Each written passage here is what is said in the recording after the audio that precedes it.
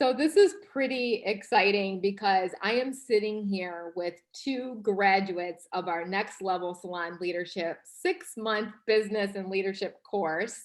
And these are two of our top-notch graduates of this course. And I really wanted both of them to be on here because they really took hold of this course and took it, what I like to say, to the next level to the next level, right? And applied it to their businesses, where I think a lot of times we'll plug ourselves into different courses and different opportunities, but many times we don't really apply ourselves and to it and just take full-fledged advantage, right, of it. And so I just really want to, first of all, applaud you and thank you both for being on today. And thank you those who are joining us live today and those of you that are listening to the recording as well. I appreciate you so very much. And John and I just absolutely love doing these free webinars and doing these podcasts for Next Level Salon Leadership. But first and foremost, I'm going to introduce Amanda Moncur. She has taken this course. I think this is her third time. I always say fourth time, but I think it's her third time right now. And I love it, Amanda, because you never really graduate from this because you're always learning, and you've proved that time and time again. You've pushed me, Amanda, to get better and to be better through this entire course too. So I want to thank you first and foremost for that. And I'm going to introduce Amanda, and she's a graduate. This is so cool. I didn't even realize this, that both of you are Paul Mitchell School graduates. No wonder why I love you so much. Amanda's a graduate of the Paul Mitchell School, Salt Lake City in Utah. And interesting enough, she graduates in 2013. And I just found out at 18 years old, when she graduates, she buys her first salon, the get-go, right out of school. Oh my gosh, Amanda, are you kidding me right now? Everybody's listening saying, what?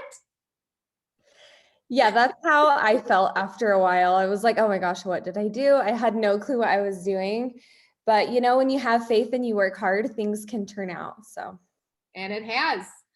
So you're proof in the pudding that it can happen. And every time I meet my brand new students, Amanda, they all want to own their own salon.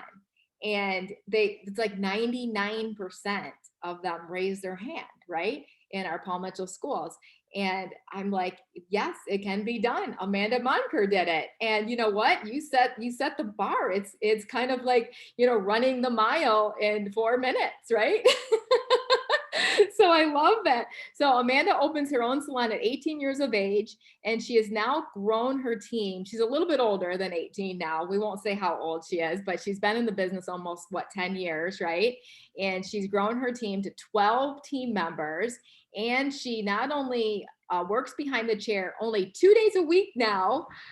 Kudos to you. I'm so proud of you for that. I know it's taken you a long time to get there, working through this process behind the chair now, but you also travel all over teaching hair extensions for a hair extension company. And I think that's just so cool. And the name of your Instagram page, if you want to follow her, you got to follow her. Well, first of all, just follow her right now. Stop this right now and follow her. Bangin' Blondes. Where'd you get Bangin' Blondes? And your salon is called Amanda Moncur Salon. And you can follow her on her website, amandamoncursalon.com. So how'd you get Bangin' Blondes? I've had bangs my whole life, and I would try to grow them out, and I would try to be not a bang person. And I'm just a bang girl. Like, I just have to have bangs, right? And then I've also tried to go dark, and it just never works for me. So I am the banging blonde, right? That's what I do. And I love doing blonde hair, and I love making hair longer. That's like one of my passions in the hair industry, is being able to take someone from like short hair to make their hair long. And it's kind of become a thing now. Like, some of my clients will say like, yay, I'm a part of the Bang and Blondes family now, because they're blonde and the hair is so long. So that's kind of how I came up with that.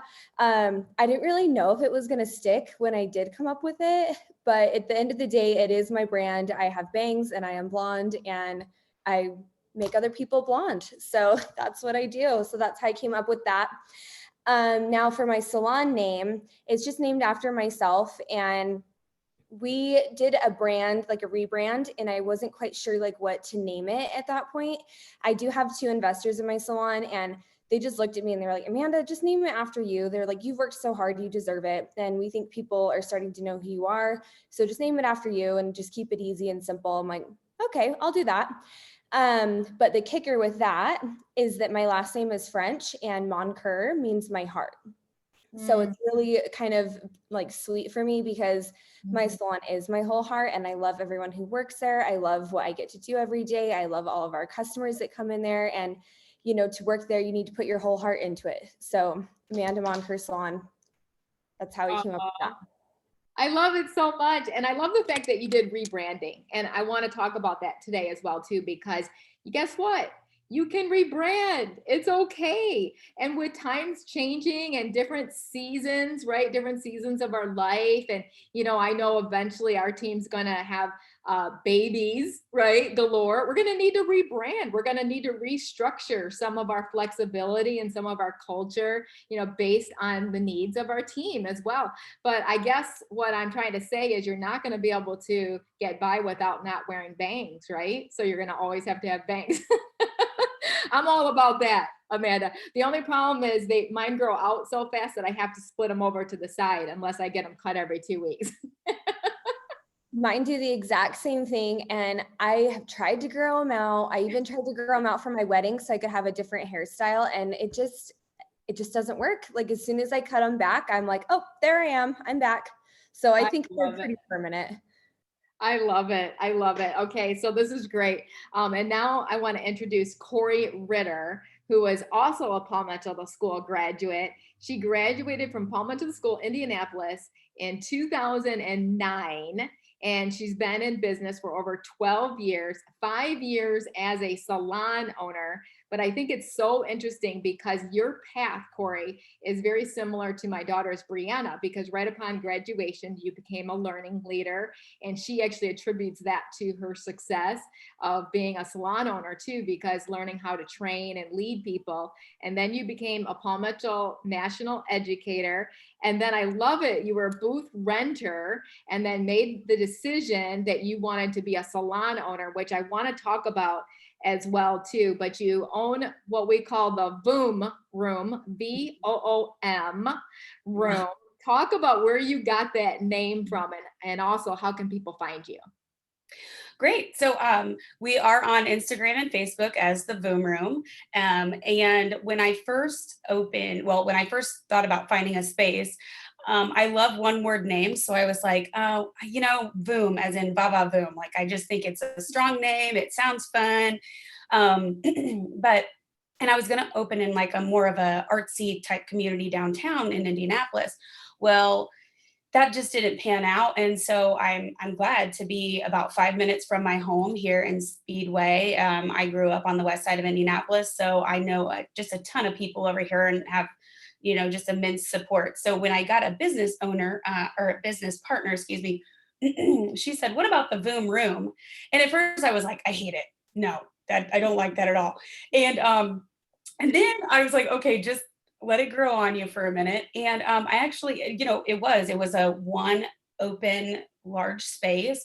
And so I thought, you know, I love that. We are right down the street from the Indianapolis 500. So people, the name fit as Voom, like Vroom, you know, race cars. So anyway, it just kind of fell into place for us. So our name is, it catches people's attention, I guess. It does. It's so cool. I love that you brought the art name to the suburbs, you know, and that's what I think, because you've like kind of coolified your city, and that's so cool and about you. And I love your story. I love how much you've grown in this in just 5 years. And so kudos to you for, you know, taking on coaching and taking it, you know, with so much effort that I know, because you're a hustler, right? So much effort into this and to make it really, really work for you. And I know it took a while for you to be able to take the course, and you were, you know, struggling financially. And now you are sitting into your brand new building that's just being built because you guys had to move your space into a larger space. So congratulations to you for that in just short 5 years. Thank you. Yeah, you know, because I'm an educator, I'm also just a lifelong learner. I get it honest. My dad was an educator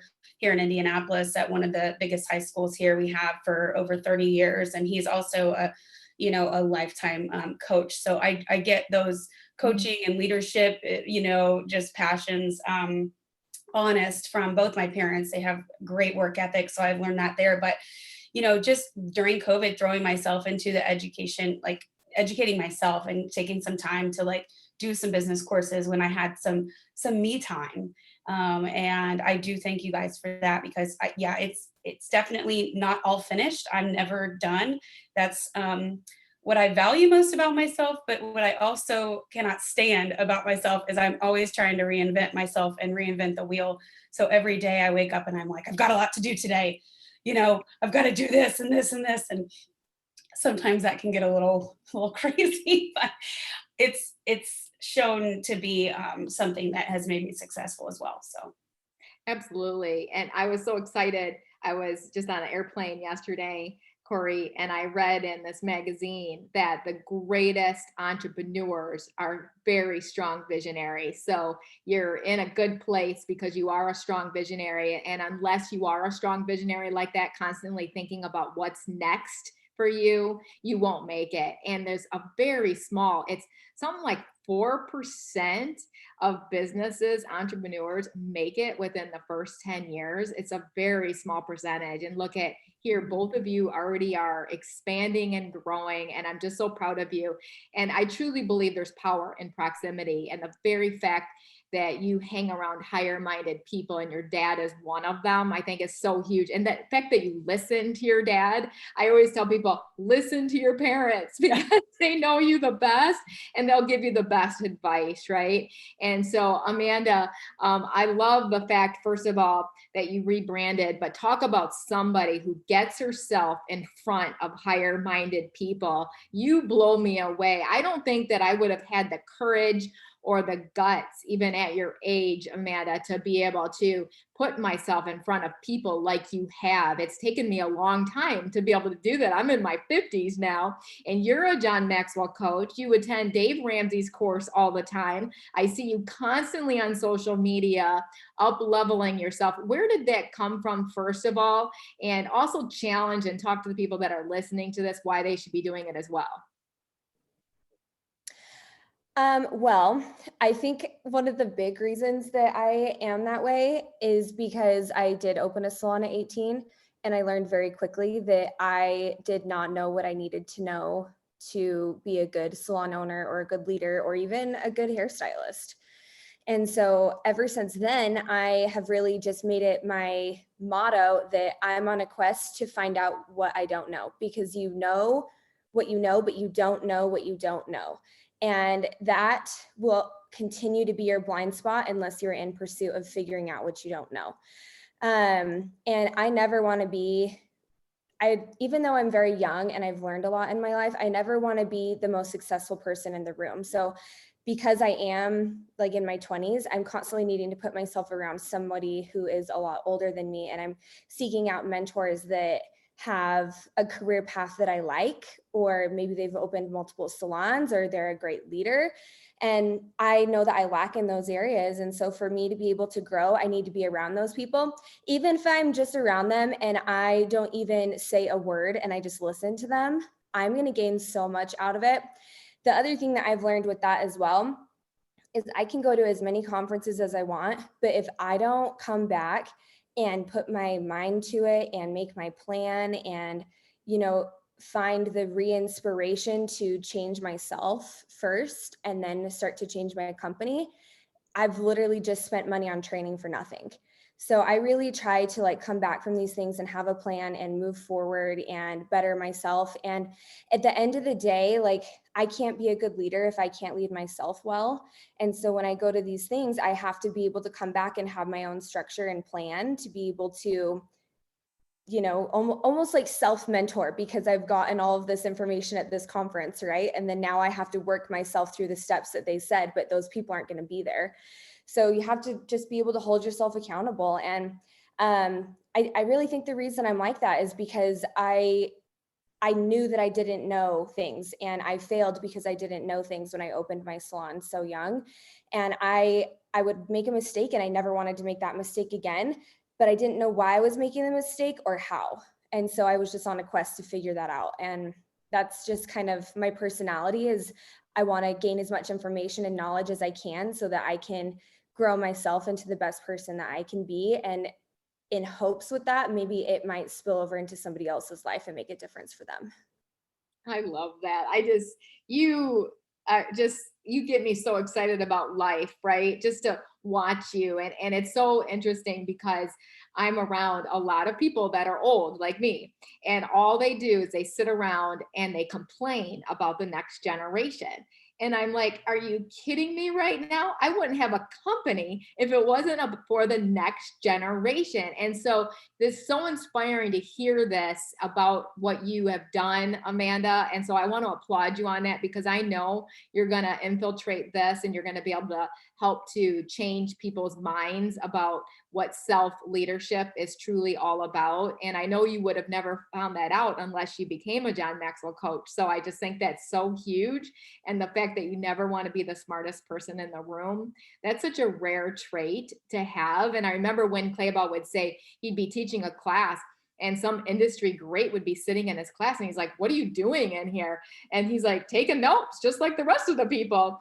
And so I just think that's so huge. And I'm the same way too. I'm a growth junkie. And I always tell Sean Chido, who's my COO over my companies, I'm like, listen, if I stop growing, just take me out back and shoot me, because this, like, I shouldn't be leading this company anymore. Like, fire me, get rid of me as fast as you can. Right? I need to give them authority to do that, right, through the process. But I want to talk to both of you because you finished this course and you said it so eloquently, Amanda. You rebranded yourself, and guess what? You can. I was just listening to Anthony Whitaker. He's in Clubhouse, and Sean Chido was speaking on it, including some other industry greats, and they were talking about culture and how important it is to rebrand. And Anthony Whitaker, he said what he did in order to take over an existing business. And I was thinking that you could do this actually right now in your companies after COVID hit, right? We're into different season. We're in something that's so different right now that we almost have to look at our culture and say, is it working? Do we need to do something different? 70% of stylists is what I'm hearing. And going back to your point that you had, Kori, because you have a story to tell with that, is the fact that 70% of stylists are going into chair rental suites. And especially after COVID, it kind of hit. So it's like, okay, reset, rebrand. We need to rethink our culture and sit back. And he said what they did is they sat down and came up with a list of things that's causing them to not be successful.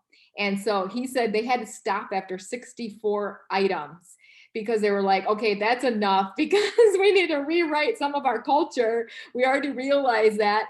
And so let's talk about this, Amanda, because third time going through this course, and every time you've rebranded yourself in some shape or form, you've restructured your culture, because the first month we focus on foundation. We focus on culture, mission, vision, values, profit first. We had to start first with that with you, looking at your profit and loss statements. Talk to us about, like, what have you done? What advice do you want to give salon owners right now? Well, the advice I'd give salon owners, because I was really scared to like set a mission and a vision, because I thought that as soon as I said it, I had to achieve that. And the reason why was because I was goal oriented and not growth oriented. And so I've had to really work on myself and be able to work with my team to shift from just like hitting all these numbers and hitting all these things to how have I grown? Because the point of hitting a goal is to somehow be kind of fulfilling in some way. Like, there's a reason why you have goals, right? But if you're just so goal focused, you don't actually feel fulfilled in life. So we had to go from like very like number driven and like we need to hit all these things to, okay, how can I grow these people as better humans? Like, that's the purpose. And they're still hitting all of those other goals, but it's not because somebody's sitting there being like, hit this goal, hit this goal, hit this goal. It's because they're growing in different ways and they're becoming better people. And so I think that that's always a shift and always something that I'm thinking about is how can we be growth oriented? Because people leave because they feel like they can't grow, right? And I don't want people to ever feel like they can't grow in my company. I want them to be able to see like the vision that we have together as a team and like see their part in it and see where they can go with it versus just seeing maybe what I've done as a leader and stopping there. Like I want them to be able to have everything that they want to have in their career. So my mindset is how can we make it possible? And foundation with your culture is really like looking at like what is our orientation process like, what is our hiring process like, how do we find the right people and how do we find the right people to fit our cultural values. Like that has been a big lesson for me too. Don't just hire people because you need a warm body. Trust me, we all need a warm body right now, right? Like everybody needs somebody to help them do something. But the damage that that's going to do to your team, are you able to turn around and correct that in your culture? So why don't we just find people that will fit our culture? But you don't know who's going to fit your culture until you really sit down and put like pen to paper on what is our culture. If you don't define your culture, it will define itself 100%. And I've learned that because every time I re-go through foundation, I'm like, oh, this is happening. And I don't like that this is happening in my salon. And you want to know why it's happening? Is because I didn't define it. Not because my team is like running wild and doing whatever they want. It's because I didn't say, hey, this is our culture in this area and this is how we are going to look at this. And I really think too, like as I grow and we move, like culture is mindset. That's really all that it is. So it's like, how can I find someone that has the mindset that I'm looking for? Are they going to be growth oriented? Are they going to be wanting to show up and serve? Are they going to be able to love their team like their own family? Are they going to be able to fail and take that failure and turn it into a success because they learned something from it? Like, where's their mindset? Like, we need positive people. And so I think that is like the biggest things that I've learned with culture and foundation. And, you know, the thing is like your foundation's never perfect. There's always a crack. So you always have to go back and fix the crack because you never know what it's going to be. But as a leader, you just got to be on your toes and be looking for it and go, okay, that's a crack. And Tina and Sean have really helped me to identify that. And I think as a leader too, you always need a coach. So Tina keeps mentioning that I've done this course multiple times. It's because I need a coach and these guys are my coaches and they're incredible. And they'll literally tell me, they're like, Amanda, that's a crack in your foundation. You need to look at it. And maybe I didn't see it. Maybe I was totally blind to it, but that's why I never want to be the smartest person in the room, right? Because these guys can help me to be able to be better and be the best salon leader and create the best culture that I can have. So amazing, Amanda. I love this so much. First and foremost, the fact that you're always looking to find where's my blind spots, right? As a leader, you have to always say, okay, what blind spots do I have and where's the cracks in my foundation? I am a fan of the show right now, Love It or List It. I don't know if you guys have watched it or not, but I'm obsessed, and I'm obsessed especially with David. So if anyone knows David, I want to meet him. My husband and I both love him. So yeah, if you're listening to this and you know him, I've got to be able to meet him. But the fact that they're constantly going into these homes and the builders are always looking for cracks in the foundation. Last night we were watching one and they had to go in, and this home had been there for 20 years and they weren't able to restructure this house until they fixed the foundation. So they had to go back in, right?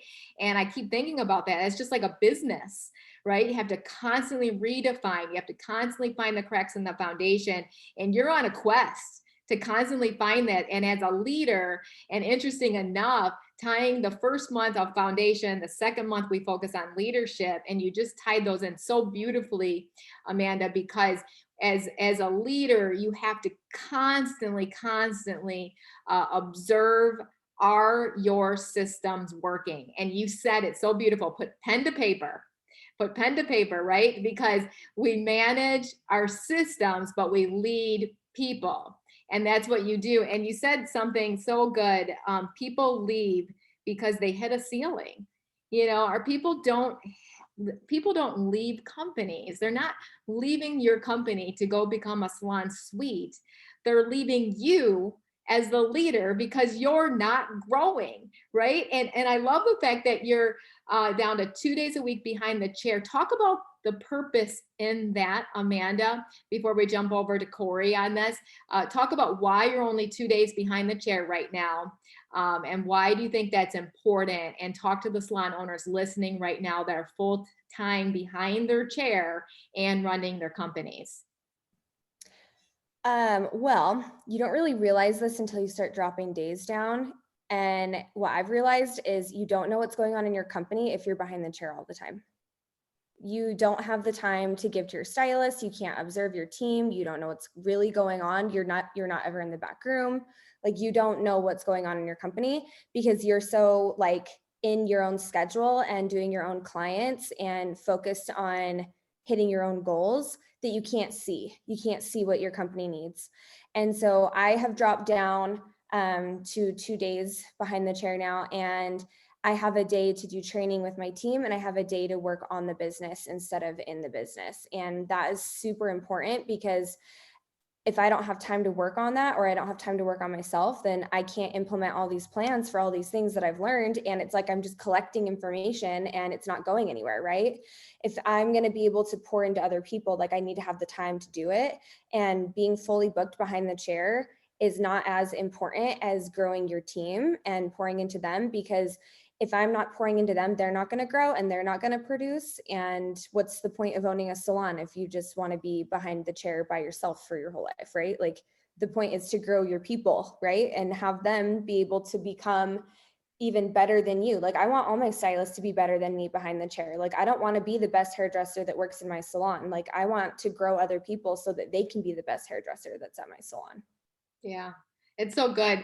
I love the fact that you kind of broke it down, and you broke it down, and thus the fact that here you are, a solopreneur, right? Earning your money behind the chair, trying to be a business owner while you're being a solopreneur, of helping your team to become successful. And like, wow, that's a lot of work and that's a lot of pressure, right? So I think this is so, so powerful. Something you said too, Amanda, that I think is really worth talking about. And there's something called the multiple perspective advantage.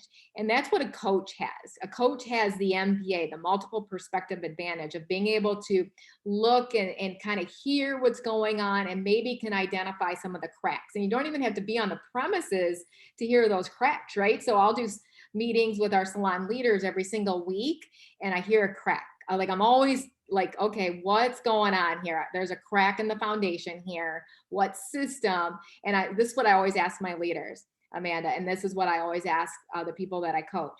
I'll say, okay, you got to be on the lookout. You got to be on the quest, right? What was Amanda was saying, quest, constantly on the quest of looking for systems that aren't in writing. Is there something that's happening in our salon that doesn't have pen to paper to it, that we said earlier, right? Any system. And then Val, one of our salon leaders, the other day, she said, I found a system that's not in writing. And all of a sudden, she was so excited because it was like going for an egg hunt, on Easter Sunday. And she found this system. And so we were able to put pen to paper and start developing systems for that as well too. So the multiple perspective advantages is just huge. So kudos to you for stepping away.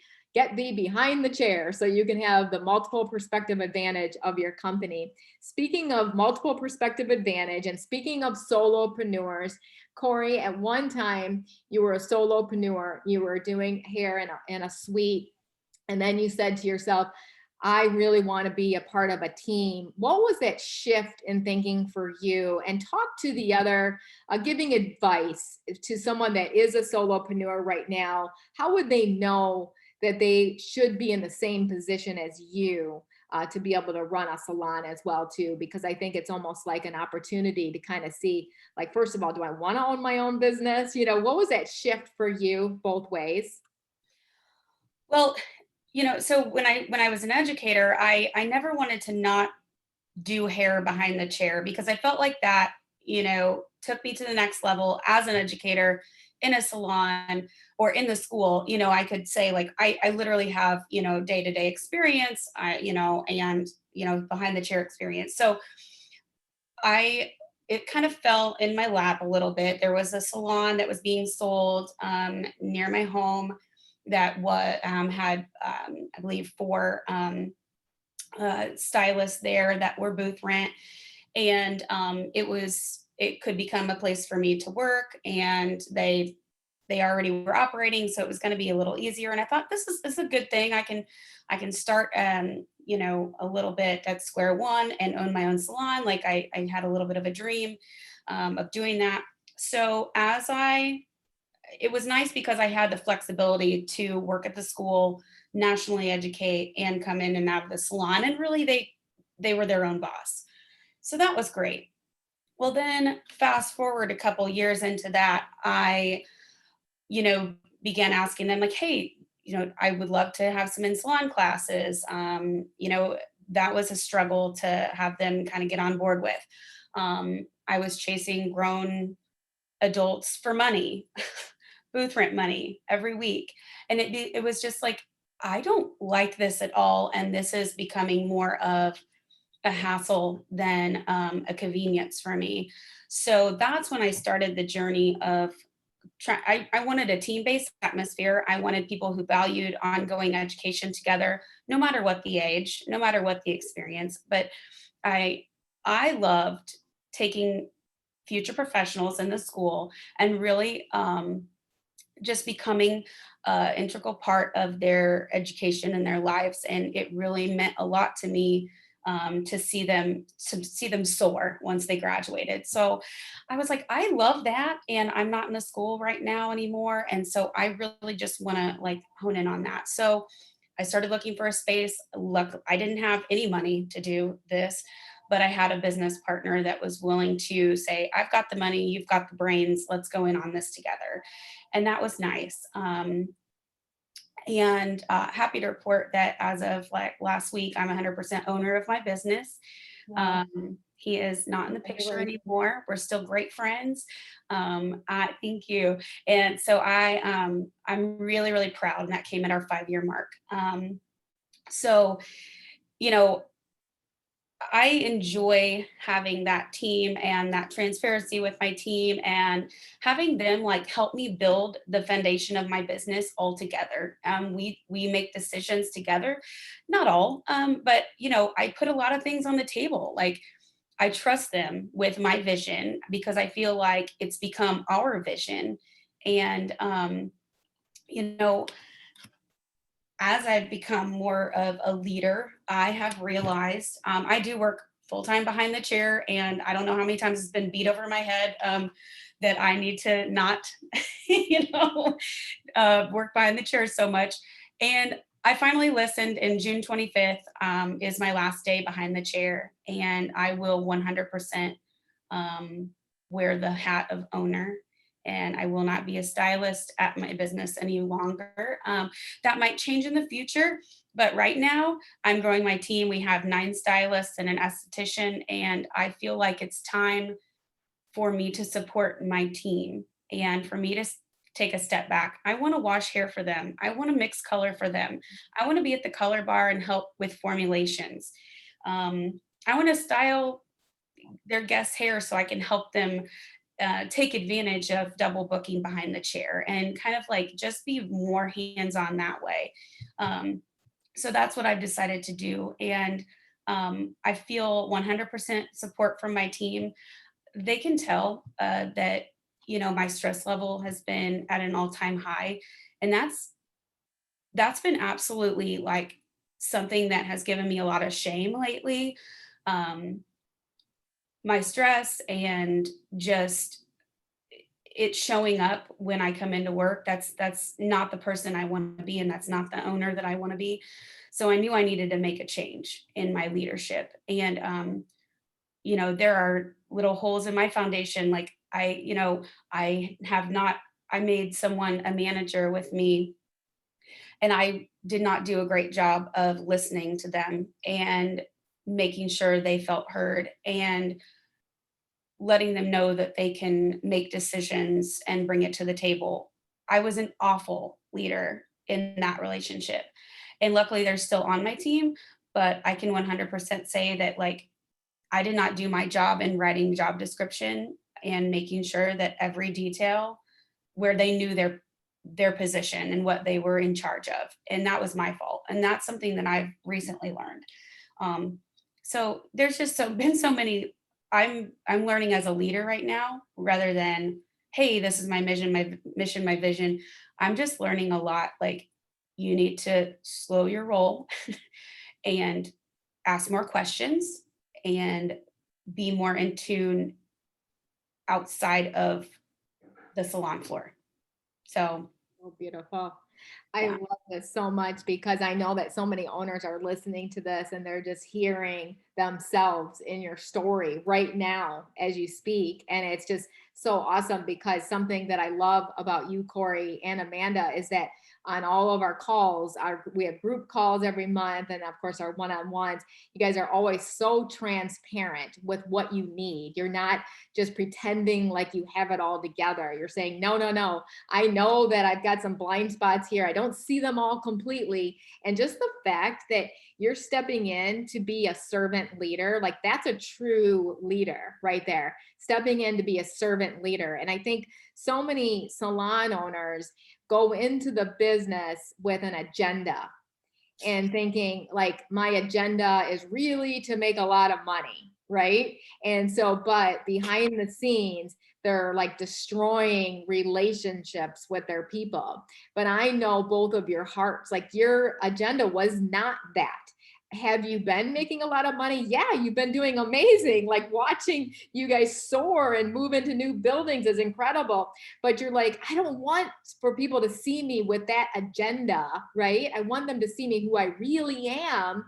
And I believe that majority of salon owners, that's what they really want. They want to change people's lives, but then they come off and everyone thinks that they're all about that one number, that bottom line. But you're like, no, I want to serve my people. I want to see what's missing in my company so that I can add value to them, so that I can multiply more leaders and continue to grow with this incredible. I know both of your cultures and I know both of your systems and your mission, vision, values, because you have it all in writing and it's just beautiful. So Kori, talk a little bit about, what have you done through the course and what has kind of been brought to light? And you already mentioned a couple things. First of all, we the first month we focus on foundation, and I know that you didn't have pen to paper and you had to develop that, and I know it's still evolving, and that's great because ours is too. We just finished our culture module and it's 5 years in, right? We just finished that, and will it change? Yes, we're going to change, make a lot of shifts through the years, right? So culture, mission, value, fixing your leadership, and then tie that into the third month because we talk about fixing your communication. Because I know that you didn't have any systems around communication and communicating with your team. And that's why you felt so much overwhelmed because you were full-time behind the chair. And you're like, Tina, there's no time left in the day for me to have any meetings with my team members. What shifted in you, Kori, that you were like, okay, enough is enough. I need to make this a working system? Yeah. Well, to first start out on the foundation, I didn't have a profit account. I didn't have anything like that. So like, it was just kind of like money in, money out. That's been absolutely something we've put into play. I have a profit account and a maintenance or savings account. And I strategically every week put 10% into each one of those accounts. And the profit account does not get touched. That's actually what helped me pay off my partner. Because, Wow. and that's, that just having that foundation has helped me become 100% owner of the business. But with the mission and vision, I didn't have those like in place because, like Amanda was saying, it's like sometimes I'm like, oh yeah, like we need to have everything put in place, and then we're going to stick by it, and this is what I want. And I think I sent to you in an email. It's like, what's the biggest learning experience just for me personally, and this might not be the same for every business owner, but my team and our guests have made our mission and our vision for us. I don't think when you go into, unless you're McDonald's or Starbucks and you have you have to follow these rules, but this is like, our business has kind of been born over the past 5 years, and been created over the past 5 years. And we did not go into this. I mean, we went into this think we're going to be an open space, we accept everyone, la, la, la. But like really honing in on becoming a beacon and a safe space within the LGBTQIA community and the transgender community, and just becoming such a strong part of, pioneering in my community, Speedway. We really didn't have a lot of businesses that focus on that. So just knowing that Speedway is a safe place, and I've helped the community become that way with our business, that's been awesome. So I think, and like with our, team, they've helped us become that as well. And they feel like a important part of what made the business what it is now. And so that's been really cool to have that like foundation from masterminds, just really, I need to hone in on this, we need to figure this out. And that's been really cool. But as far as like leadership and communication, it is having that communication plan. That's still something that I'm building. So going through, we do have 7-minute target meetings every Tuesday morning, right after our meetings. We have a team meeting every week.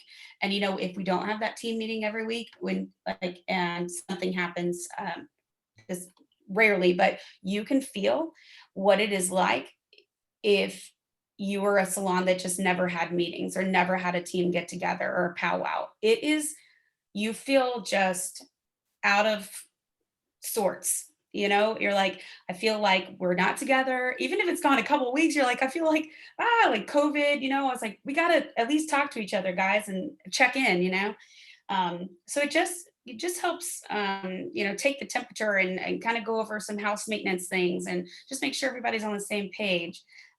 So that's been amazing. And then every 6-week one-on-ones has been great. People are excited about their numbers. People are excited about their goals. We never were like super huge focused on like, numbers, but now that we are, it's kind of like a little friendly competition. Like people are like high-fiving me at the end of the week. I met my goal this week and I did over, $500 over my goal. So I love that they're excited, because I thought in the past, oh, they're going to really, hate this. They just want to come to work and have fun, so, but they're loving it.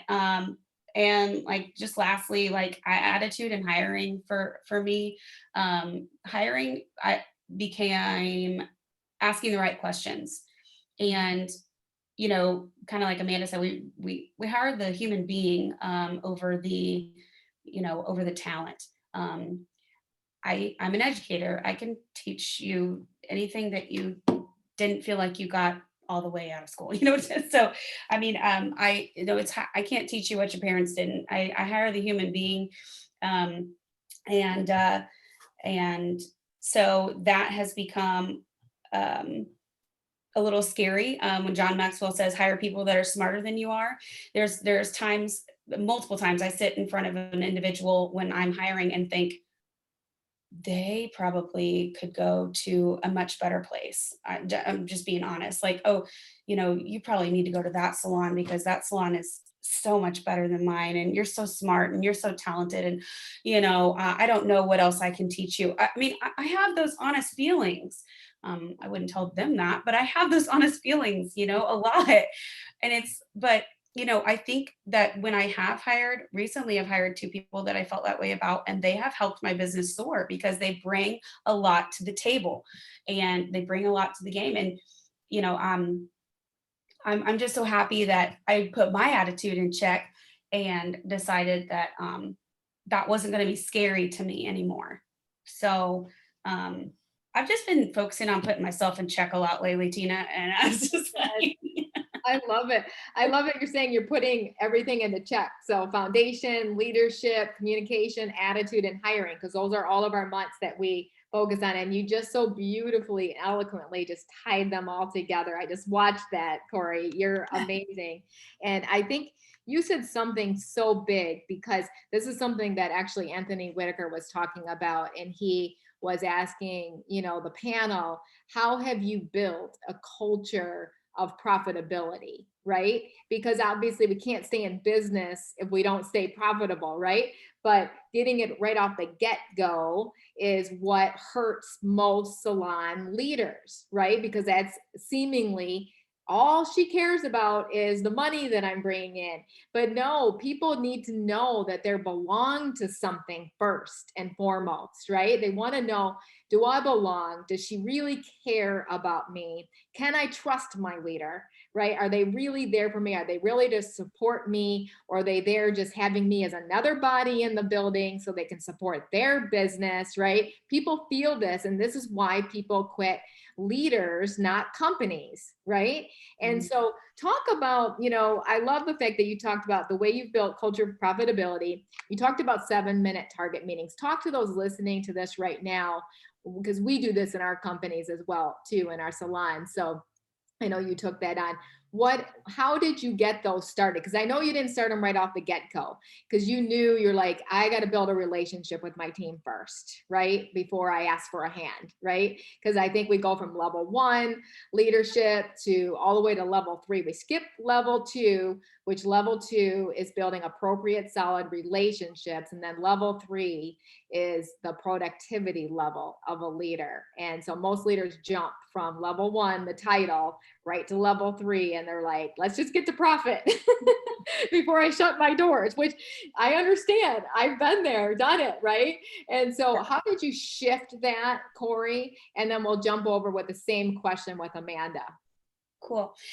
Yeah. So, when you are an owner, you become kind of a talking head sometimes. And so something that I can say will sound completely different with the same words coming out of, someone else's mouth on the team.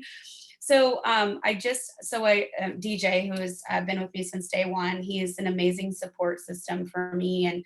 And he's just, it's time to, take his position and his role to the next level. So we kind of, so he's lead stylist. And so putting him in that like management lead stylist role,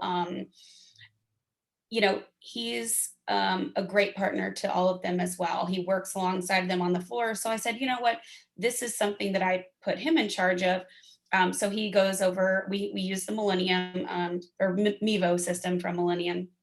And it's great because we can run estimated versus actual, for the week, and just kind of show them, here's where you are, here's opportunities for add-on services, here's opportunities for you to grow. But also in those one-on-ones, asking them like, how much money do you want to make? Or what would a really cush life look like for you behind the chair? Because some people want to make more than others. Some people are like, if I just pay my bills, like I'm happy, and some people say, I'd like to buy a car, in 6 months. So just kind of getting those relationships with them and knowing like what they're looking for. But yeah, getting DJ to speak with them every Tuesday morning. It's very quick and very short, but it does give them, they write down their goals. They put pen to paper, and then, celebrating that at the end of the week, because they see opportunities within their schedule that way to fill, or, oh, I might need a little bit of help here from one of our assistants or our proteges, and it gives our customers the opportunity to have a better service, because we can see where we can, shift within our numbers for the week. So I always get off track when I talk. So I'm like, where was I right now? I just gotta be honest. Mesmerized. I'm hearing, like, what I keep hearing is like, you have really like literally built a culture of opportunity. Yeah. For your people. Here's the opportunity. As a visionary owner, entrepreneur, you're like, this is the opportunity that I see for all of you. This is where I feel like you could be. And then it's like, okay, what opportunities do you have in this to reach your goal that you said you wanted to reach, right? And so what do you want? What do you really, really want? But you're really getting to know them. You're building that appropriate, solid relationship. You're building trust. And then you're thinking, okay, how can I support them? What opportunities do you have? And you're asking great questions of your team. And that's what a great listener, what a great leader does, right? And so if you can't listen, you can't lead. Mm-hmm. And you've become an incredible listener to your team. And so what would you advice would you give to a salon owner right now as they start to build their leadership and start to, fix their leadership, if you will? What's that one thing that you needed to shift in order to get to where you are now? Yeah, I would say just celebrate anything that you can with them. At the end of the day, like I will, if I just like, even though I'm behind the chair right now, still, if I notice little things like, Delaney, like her foils looked fantastic today. Crystal's been getting a lot of short hair pixie cuts and they are just on fire. Like, just making sure that I'm always in the evenings or like texting them or whatever communication they prefer, face to face, giving them a pat on the back, a high five, letting them know that you're watching and you're celebrating with them. That's like the biggest piece of advice I can give. I could always do better with that, and that's why I want to step away from behind the chair a little bit. I want to celebrate more, and I want to just give them a little bit more feedback. Hey, are you open to coaching on something that I discovered today for you, that I see could use a little shift? Are you open to that? And they're always like, absolutely, because it's just making sure that they can come in my office or we can go have a cup of coffee and just talk about opportunities. The best one-on-ones I ever have is just talking. Like, we don't even go over numbers sometimes. I mean, I have them and like that takes 2 minutes, but it's like, sometimes they don't want to look at the numbers. Sometimes they just want to talk and see how you're feeling about what they're doing, because they look up to you. And sometimes you don't realize how much people look up to you. So true. Yeah. I love how you built a culture of celebration, but you've also, within celebrating, you've built safety with them. And with that safety, you've built the opportunity, there's the word again, for them to be able to get feedback from you, so that, because you're going to have that multiple perspective advantage of your team, right? You're going to have that MPA of being able to see their blind spot, but they're not going to hear a word you're going to say to them unless they feel safe and celebrated. Like, do they know beyond a shadow of a doubt that you believe in them? And I think that's the number one mistake that leaders make, is they go in the get-go, they become an authoritarian right from the get-go, and the team doesn't feel safe with them. But you've sat back, and I know this for a fact with you, Kori, that you sit back and think, do they feel safe enough? Do they feel that I really cheer them on? Do they really feel that I'm putting a 10 on them? Well, first of all, am I really putting a 10 on them? Because unless you're putting a 10 on them, meaning that you believe in their value, you believe in them, in fact, you believe in them so much you'd actually become a business partner with them, then you can speak into their life, right? And that's something that I love about you, Kori. So great job on that. Amanda, let's switch over to you.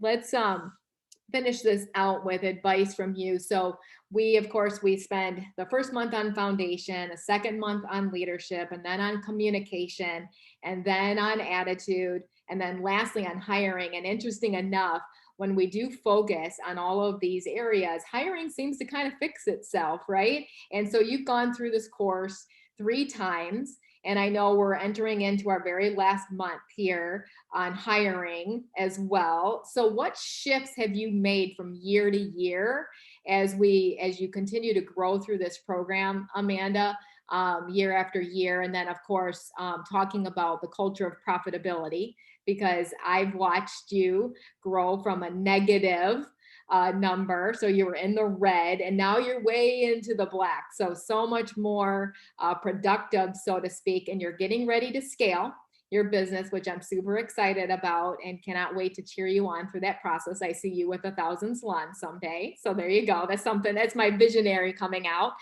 So talk about what shifts have you made and what shifts are you making, and give advice to salon owners. Well, to talk about like all the shifts that I've made, we would be here for hours. But I think the first one was really like having a good orientation and being able to set expectations, because when people would come onto my team, they didn't really know what to do. There was really no direction. They were kind of all just trying to figure it out. And so I really had to hone in on my orientation and like, what's the expectation? And I wasn't really giving feedback at all, or great feedback hardly ever. And the reason why is because I wasn't setting the expectation up front. So how do you give feedback when people don't know what they're held to, right?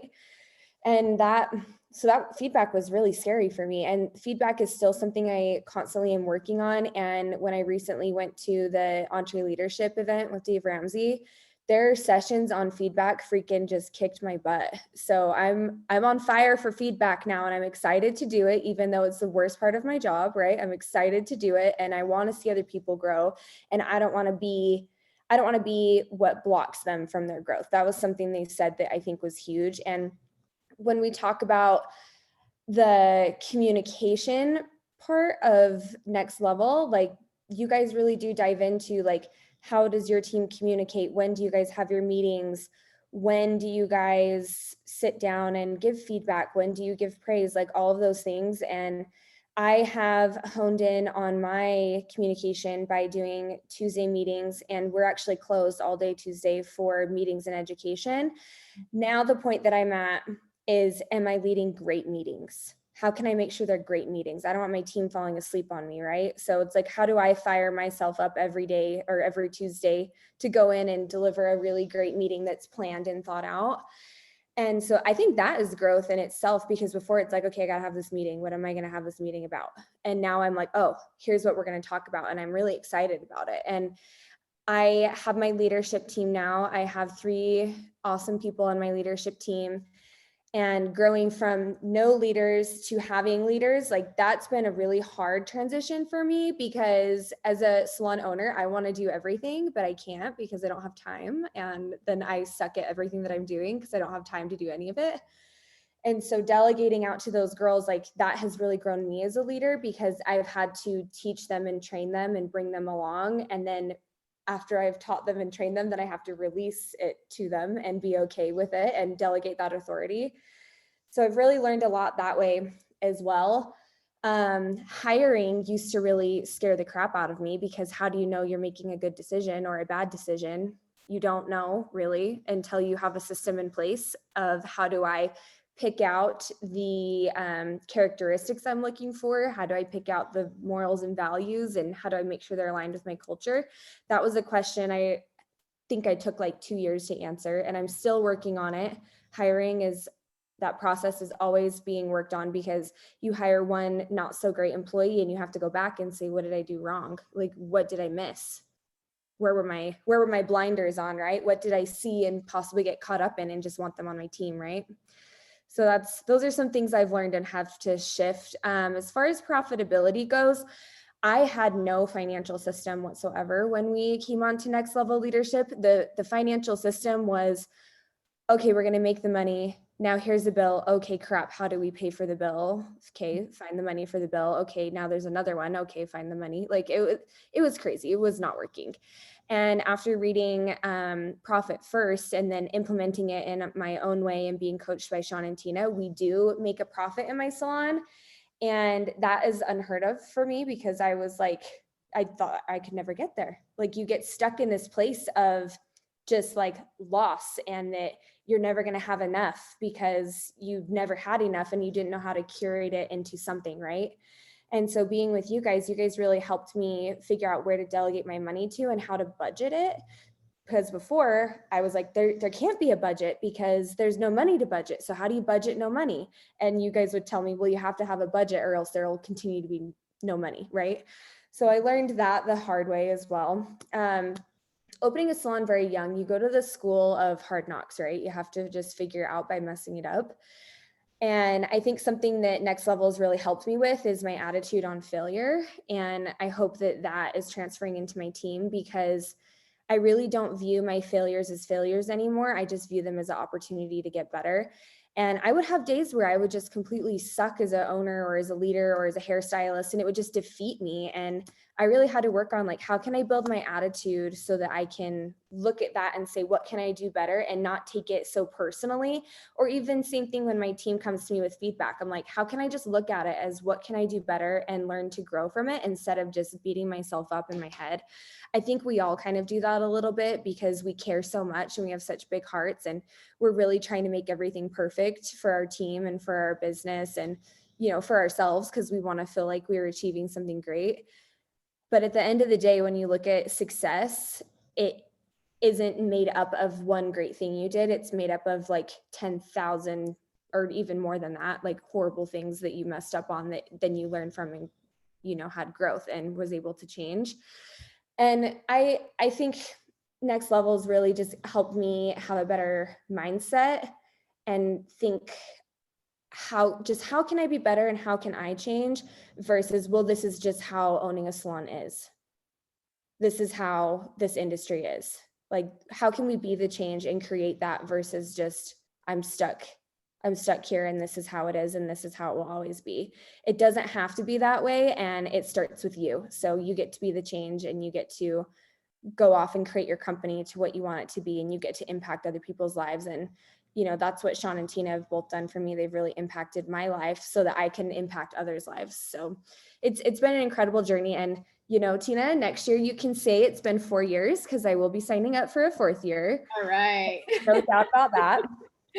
You always raise my leadership lid, Amanda, because I'm like, I have to make this really good for Amanda, right? It's almost like the next level of next level every year. So I love this, because it's so cool what you're talking about, because I think especially after this past year, you've been talking about attitude, and it's so funny because I had to fix my attitude in the first couple of days, because my attitude was not good. When COVID hit, I was like, okay, where is this coming from? And I'm like, wait a minute, I know this. Like, I have trained my brain to say, with crisis comes opportunity. And I love that you said that right away from the get-go, but you have to train your brain, right? It's mindset matters, the culture of mindset, right? And so like really, really growing through this. So it's so hard for us when we train this course, Amanda, because which one do you start with? Do you start with attitude? Do you start with hiring? Do you start with foundation? Do you start with leadership? What do you start with? Like, you could start with any of them, right? And just keep going round and round, because it's a cyclical, because there's always blind spots. Like you said, there's always cracks in your foundation. Something I'm so proud of you for. And I want you to talk to salon owners right now. And the one thing that I'm most proud is because I remember you're like, I don't have a leadership team. I don't have anybody to put on that leadership team. I'm like, yes, you do. I know you do. When are you going to stop worrying about who should be on your leadership team? Because I have a feeling there's people right there on your team. I'm coaching a salon owner right now that has 3 salons, and she doesn't feel like she's got that leadership team, right? And I'm like, I know you do. You have 100 staff members. There's got to be a leadership team in there, in that 100 team members. And here you were with 12 team members, right? And so finally, they kind of rose to the occasion. How did you identify those people and talk about that? How important has that been for you? Because we know, beyond a shadow of a doubt, 1 is too small a number to achieve greatness. We proved it. We proved it with your numbers, right? And you're like, you know what? Tina's right. I need a leadership team. What was that shift for you, Amanda? And give advice to salon owners on that. Well, first, I wasn't asking my team what their interests were. So I just thought that nobody else wanted to be a leader. And also the expectations were not set, so I couldn't see when somebody was going above and beyond, because if I don't have that, then how do I measure to thinking like, oh, this person is really leading themselves well? Like, leadership always goes back to yourself. Can you lead yourself well? I'm not going to put somebody on my leadership team if they're not leading themselves well. But in order for them to lead themselves well, I have to lead myself well, and I have to be diligent, and I have to be able to create all of those systems and get it done, even though maybe as a salon owner, you're thinking like, oh my gosh, write an orientation packet. That does not sound fun. Like, when you think about those things, you're like, hey, well, if I want to have people that are like in support, I have to have clear expectations so that they can lead themselves. And then once you see that people are leading themselves, then you can be able to see different areas that they're interested in being mentored in, and you can see really where they excel. And at the end of the day, like I just wasn't asking. I wasn't asking like, hey, who wants to help? And I think my team could just see that I would be like super overwhelmed with stuff. And they would come to me and be like, oh, like if you need any help with anything, you just let me know. And I was just kind of would always be like, oh no, I'm good. Like I'm okay. Like I can do all of it. I'm the superhero.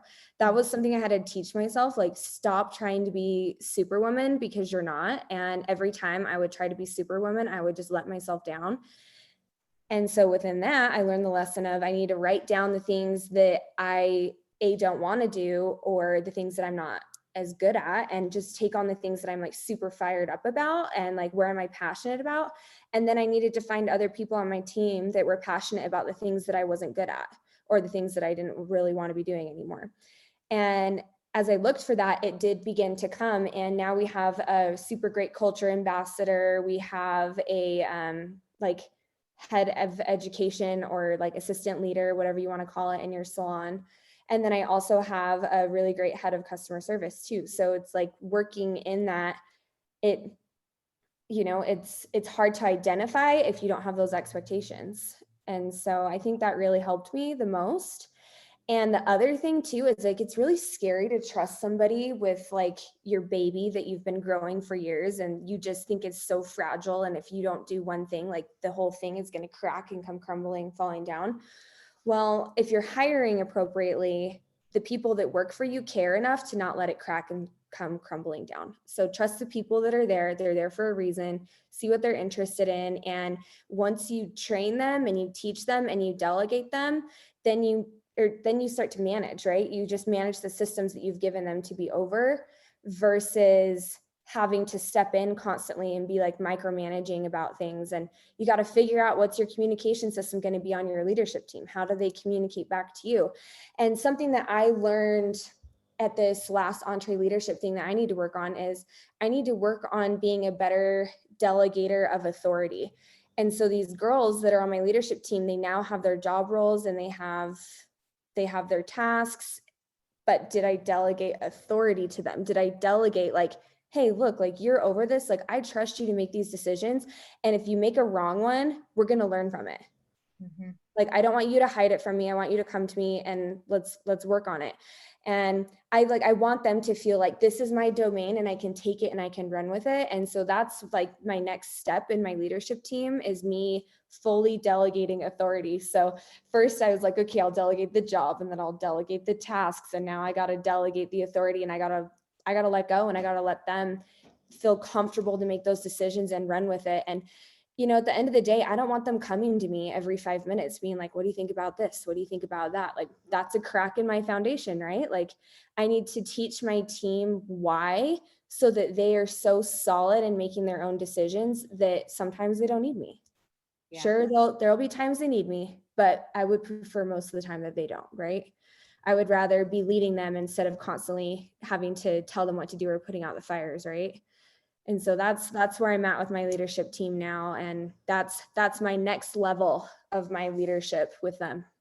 Wow. Oh my gosh. Yes. Delegating authority. Like, how many times have you been to a place where they're like, well, I don't know, let me get the manager? Like, how irritating is that? Like, I had to set the stage with all of my companies. I had to say, listen, I don't ever want a question like that where they have to talk to the owner. Right? Just delegate the authority, make them happy. Our number one job is to make people feel happy in the decision that we make. So that's your job. Even if you make the wrong mistake, it's okay. We can talk about that later. And the only reason why you made the mistake, the failure, is because it wasn't a written system, which is my fault. Right? So that always goes back to you as the leader. And so if they fail, just say, it's okay, that was my fault. It wasn't your fault, it was my fault. And so let's go back and let's write a system for that. So a system is just all the areas where you suck or where you slipped up, right? All your mistakes.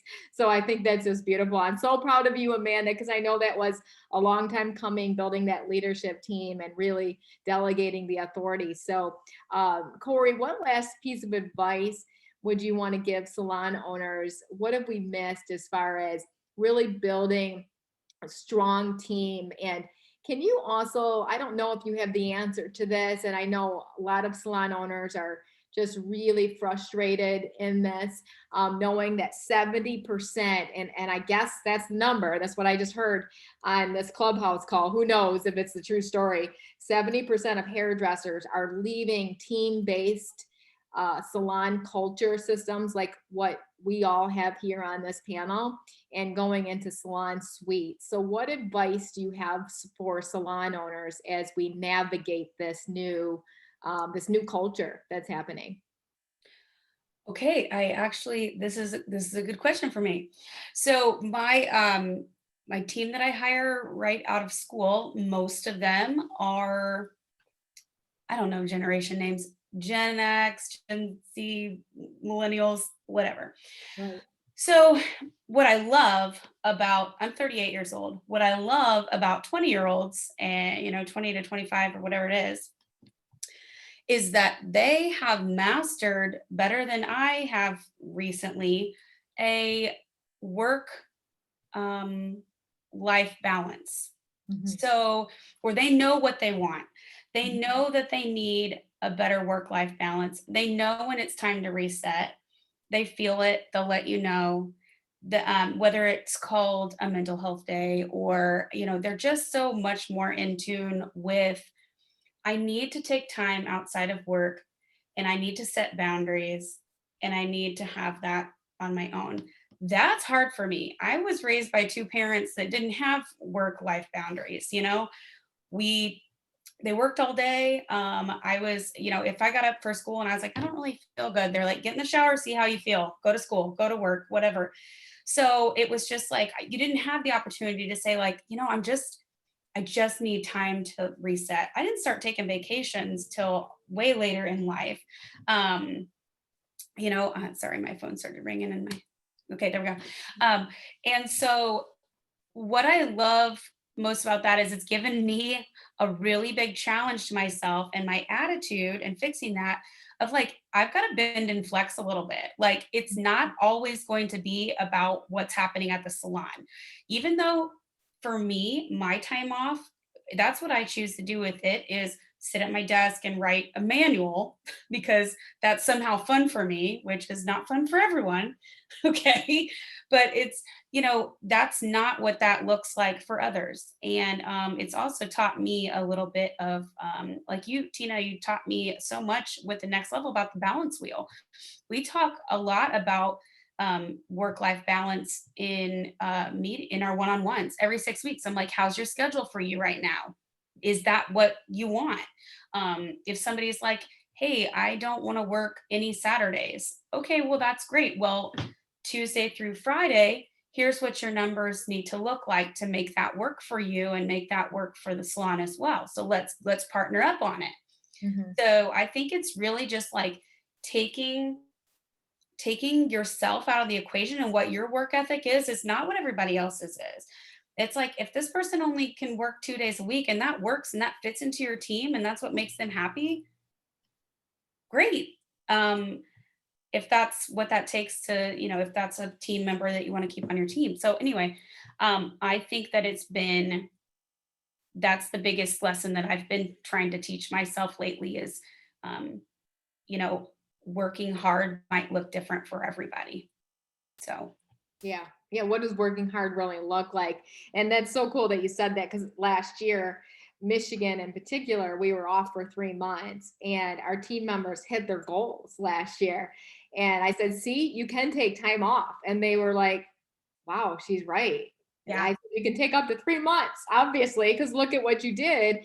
And so we've proved that model, that you can take off more time to stay, with that work-life balance. Like you said, like, yeah, hello, no regrets in this life, right? In the very end of your day, are you going to look back and say, I wish I would have taken 2 more clients every day? No, you're not going to say that at all. You're going to say, I wish I would have spent more time with my grandchildren, And so at the end of the day, it's our job as leaders to lead our people well, personally and professionally, right? And so what does that look like? And how are you going to really, really take that seriously as a leader? So thank you for taking that serious, Kori, because our businesses, don't have to be businesses. They can actually be what I call ministries, business/ministry. And that's really what you've made it. And so you've looked and you've created a culture of, hey, this is the impact that we're going to make in our community. And so, you know, like I always say, well done, good and faithful servant, you know, for what you've done. So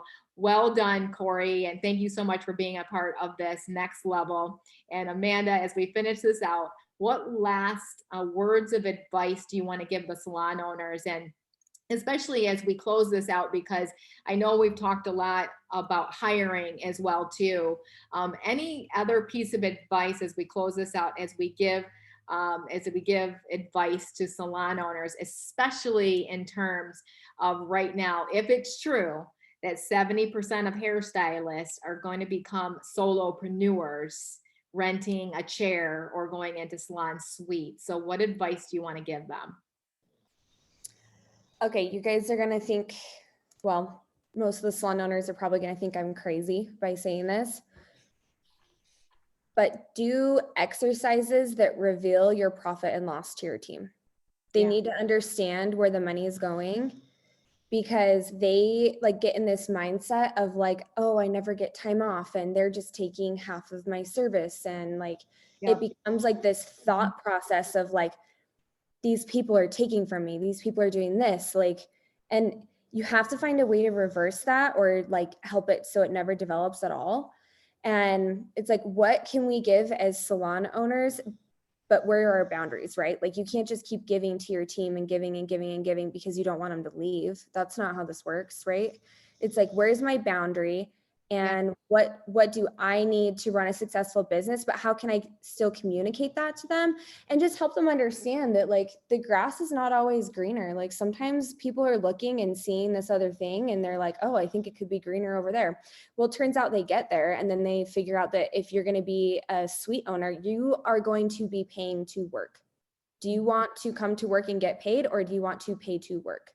Do you want to go home and just like, you know, you clock out, you go home and that's your life? Like, or do you want to go home and have to answer like 15 text messages from clients and do all your marketing and pay the bills and like all of that? It's like when someone talks about like what is work-life balance, like work-life balance for every single person will have a totally different definition, and it has different definitions in seasons. Like one season something might be important to you and then the next it's not anymore.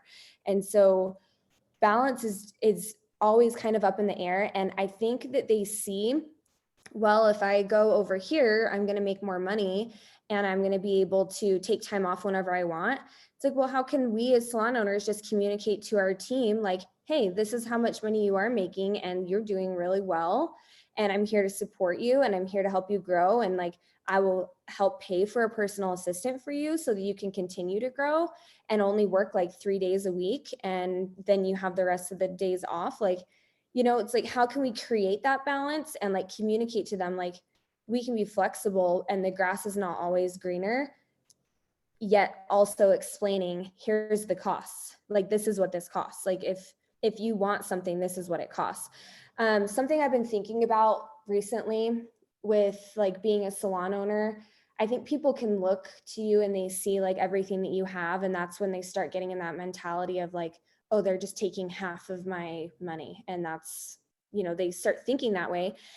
The thing that they don't realize though, is that sometimes they're not willing to do what it took to get where I'm at, or to get where Kori's at, or to get where you're at, Tina. Like, you have to ask yourself that, like, are you willing to do the things to get where they're at? Because if you are, then maybe you should go off and be a suite owner and start working on opening your own salon. But if you're not willing to do those things, then it's not going to work. Because if you're already working somewhere and not willing to do the things that it takes to be a successful stylist, what makes you think that going to a suite is going to change that for you? Nothing's going to change, right? And so just having that like solid education with your team around it, I think is important. And don't avoid it. Don't be like, oh, I don't want to talk about salon suites, because then maybe I'll plant a seed of somebody leaving to a salon suite. Well, actually, if you talk to them about what it looks like to be in a salon suite, maybe it will change their thinking to be, you know, I'm grateful for where I'm at. Like there's always that possibility, right?